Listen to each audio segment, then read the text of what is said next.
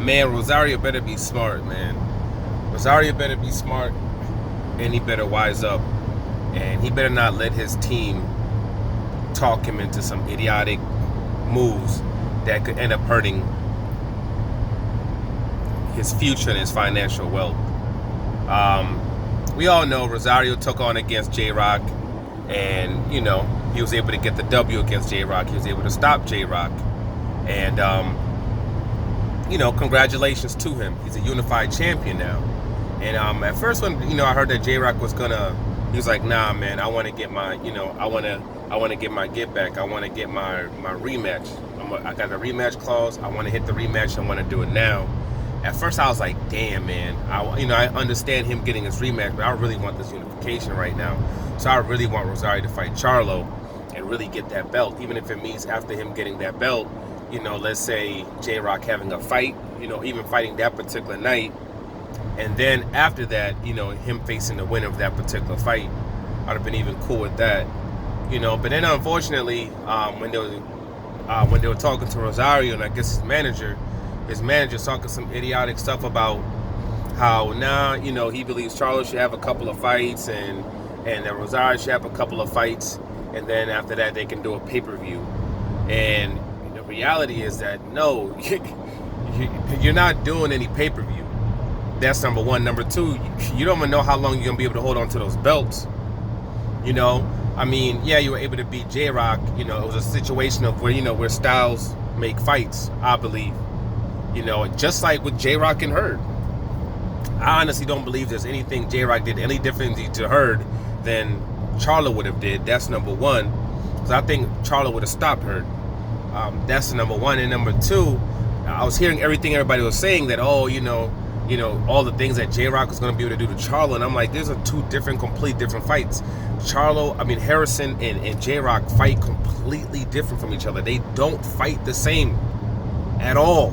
So I was like, I don't know what people are talking about. Like, it's not necessarily going to be the same type of fight. It's not necessarily going to be a harder fight for Charlo. And if Rosario is not careful, he's going to end up getting caught up in the same type of situation. He's going to end up being the Hurd, because Hurd could have fought Charlo, but he wanted to have his home fight. And because he wanted to have his home fight, he ended up losing his belt. Charlo ended up fighting Harrison, and he ended up losing his belt. So then, Charlo gets his belt back, and Hurd chooses not to do the rematch. So, J-Rock, I understand this, in the middle of a big fight. I think he made a mistake of facing someone that he knew the guy was tough, because he was supposed to have that guy in his camp as far as a sparring partner, and they said no to that. He said, nah, this dude might want to fight me later. Just, you got this big fight in front of you. You got this home fight, man. Fight a bottom of the barrel dude, man. Get some low tier dude, knock him out, and then prepare for the Charlo fight. But they face a game, contender. And again, this was the first time that this guy, I wasn't sure before, because in the previous video I said, you got to be careful with these, when you're fighting on like PBC, because a lot of time you got these guys who, they're having to boom, fight on 2 weeks notice, boom, fight on 1 week's notice, boom, fight on 3 weeks notice. Now they sign a deal, to do a fight on PBC, where PBC actually pays them good money. So because PBC pays them good money, they're able to actually have a complete, training camp. They're able to pay, like he was able to pay to come all the way to, to Florida to have an actual training camp. Went into a space where he had a nutritionist, they had a cook, you got the coach, they got a house they're able to stay in, where he was able to have a complete camp like he's never had before. And then you see you're going to have different results as a fighter, especially when you're getting paid for that fight in a way where you're not worrying about your family. You're not worrying about anything for the next 2-3 months. You're just focused on fighting. You're going to see a different fighter. And that's what happened. That's why I said, be careful, especially when you're with the PBC brand. Look at every fight like it's a tough fight, because people will surprise you. So you got to be ready for that. You got to be ready for that. So, yes, you did good. Congratulations, you won. But you get caught up in a situation where you have to face, let's say, even a Hurd, where you have to face a Lara, where you have to face someone like a like Erickson Lubin, any type of fighter like that, you're gonna lose. Because what, you think you're gonna be fighting on PBC and fighting bum fights?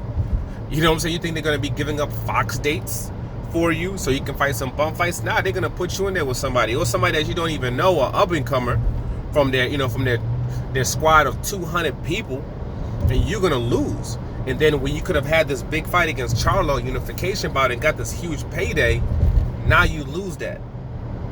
Now you're gonna lose that because you're trying to do whatever you're trying to do. If you were that good, you would have already been on the seat. You already would have been there. And as far as it becoming a pay-per-view bout, it's not happening, dude. Look at the welterweight division at 147 pounds. You had Thurman building up for years. You had Danny building up for years. You had Porter building up for years. You had an Adrian Broner that was building up for years. And even though they were all building up for years, it took someone like Earl Spence to catapult himself to a certain level in order for these guys to be able to do pay-per-views. It took a Manny Pacquiao coming to PBC in order for you guys to be able to do pay-per-views. That growth is not there with the 150, 54-pound division. That growth is not there. So this dream of being able to turn this into a pay-per-view, no, it's not. It's not going to turn into a pay-per-view. It's not going to do that. You doing like this particular fight is the type of fight that push into a space where you can grow into a fighter that's a pay-per-view fighter. An exclusive glare, man. I don't have my car, so I don't got no tints on this damn thing. But that's what basically happens with that. That growth hasn't happened. So you fighting some low-tier fighters before you guys facing each other, it's not going to do anything. That's not going to do anything unless you're trying to go through some ish. You're trying to go through J-Rock again, which you're going to have to do that fight. Then you're going to fight a Hurd or someone like that and destroy him, or fight a Lara and destroy him, or fight a Lubin and destroy him. That's what you're going to have to do to, quote, turn it into a pay-per-view fight. You're going to have to go through some monsters, in order to turn it to, quote, that. Which you're clearly not going to do, because you're talking about facing mandatories and things of that nature. We all are mandatories we have to face and this and that. You might not get past those mandatories. Like, learn from the Hurd situation. Learn from what happened with Charlo and the Harrison situation. Learn from those. Learn from the J-Rock situation. Like, we're talking about fights that just happened in your weight class. And you're trying to just do this other idiotic stuff, because I believe he's probably going to be able to still win the rematch. People keep talking about, if it wasn't for the eye. Well, that dude caused that eye to look like, to be like that. And that eye being like that, I still think J-Rock's still going to have the same openings. He's still going to be open for the straight right, still open for the uppercuts, still open for all these different things that this guy's going to be able to take advantage of. And this guy has size. He has a lot of size on him. So I just think this is a bad matchup for J-Rock. Maybe he can make some kind of, changes and somehow, come out victorious, I guess. But I don't know. I don't really see it. So I guess, hey, maybe this guy will do some Andy Ruiz stuff and start drinking and eating and thinking he's the man and not focusing. But if he still stays focused and he does what he's supposed to do, I don't see him losing to J-Rock. And is J-Rock even going to be ready to do a rematch? Because usually when they have those rematch clauses, it's one of those where, hey, the fight has to be done in 4 months or 6 months. So I guess we'll have to see. But, man, this guy, man, you're in a space where you can make 7 figures right now. You can make 7 figures right now. You live in the Dominican Republic. You could take that 7 figures, F your manager. You're in a space where your manager's trying to milk you out because if things don't work out, hey, he has other fighters. He's gambling with you right now. He's gambling with your wealth. He's gambling with your future. You've got yourself into a position where obviously you should be getting, a good amount of money for this rematch. You do that rematch, you get that good money, and if you're able to win that, man, you go into a lucrative deal with Charlo. Don't let these people F up your future, man. Don't let and F up your family's future. You live in the Dominican Republic, man. You know what you can do at the Dominican Republic with $2-3 million? Because within these next 2 fights, you handle your business, you're looking at $2-3 million. Because and lose that because you're trying to chase these other monies that, quote, could happen, like Hurd did some side things because of stuff that could happen, but Hurd has been making bread, so he could take a gamble like that. You can't take a gamble like that. That could be gone like that. You can get this 2-3 mil right now. This is a you beat J-Rock again. That's a Barclays fight. That's 10,000 plus people. You know what I'm saying? That's 10,000 plus people. The money you're gonna get from the gates, the concessions, everything like that. The sponsorship that's gonna come in for a fight like that. You know, the what Fox is gonna do when it pertains to a fight like that. You can secure yourself. You can secure your family's future. $3 million in the Dominican Republic. I keep going for that. I keep saying that, but $3 million in the Dominican Republic. How many multi-families can you buy in the Dominican Republic for that? How many houses can you buy in the Dominican Republic for that and rent those out? Where you got income coming in monthly for the rest of your life. You know what I'm saying? For the rest of your life. You can secure yourself for the rest of your life. You don't even have to box anymore if you don't want to. You just chill on the damn beach every day. For the rest of your life. You can do that in the Dominican Republic with $2-3 million. Shoot, you can buy multi-families out here and take the money for that and just you know what I mean? Use that money to just chill in the Dominican Republic and make that bread. Doesn't have to be in the Dominican Republic. You can buy some multi-families in Connecticut, you know, in New Jersey. There's all types of places, man. New York's kind of expensive. I don't know about certain parts of New York, shit expensive. I'd stay out of New York. But you know, and you have, you know, you can do that, and you can be good for the rest of your life.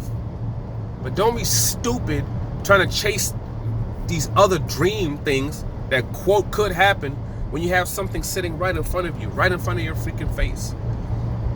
You know, learn from the J-Rock situation. Learn from the Charlo situation, which wasn't his fault. But he's a game fighter.